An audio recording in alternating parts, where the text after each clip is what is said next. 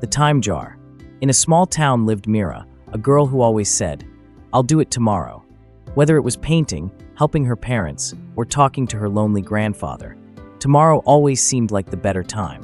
One day, she found a strange shop tucked between two buildings she'd never noticed. Inside, a silent old woman handed her a clear glass jar labeled time. "Use it wisely," the woman whispered. When Mira got home, she saw that every time she wasted a moment, scrolling aimlessly, ignoring someone, putting things off, the jar filled with gray smoke. But when she used her time well, reading, creating, helping, the smoke cleared, revealing golden sand.